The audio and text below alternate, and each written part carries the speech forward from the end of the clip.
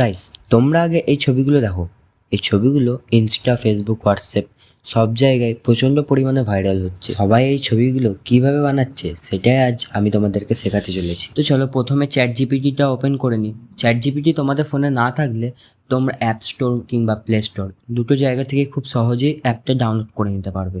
এখানে তোমাদের সামনে যে প্লাস আইকনটা আছে ওটা ক্লিক করে আমি যে ব্যাকগ্রাউন্ডটা তোমাদের দেবো ওই ব্যাকগ্রাউন্ডটা আর তোমাদের পছন্দের মতন একটা ছবি এখানে অ্যাড করে নেবে। অ্যাড করার পর এখানে একটা প্রম্পট দিতে হবে, যেটা তোমরা স্ক্রিনে দেখতে পাচ্ছ।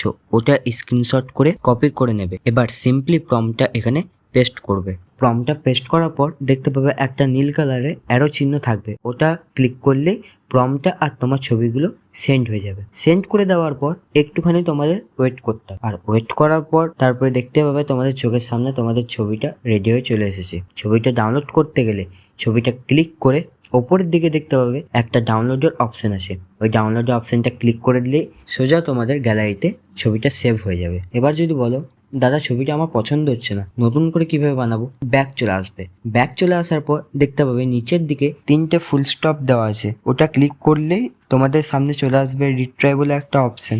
রিট্রাই বলে অপশনটা ক্লিক করার পরেই দেখতে পাবে নতুন করে আবার ছবিটা রেডি হচ্ছে, মানে আগে যেমন করে রেডি হচ্ছিল সেরকম ভাবে আবার। তারপরে খানিকক্ষণ ওয়েট করবে, ওয়েট করার পরেই তোমাদের সামনে তোমাদের নতুন ছবিটা চলে আসবে। তো আজকের ভিডিওটা এইটুকুই, আশা করি তোমরা পুরোটাই শিখে গেছো।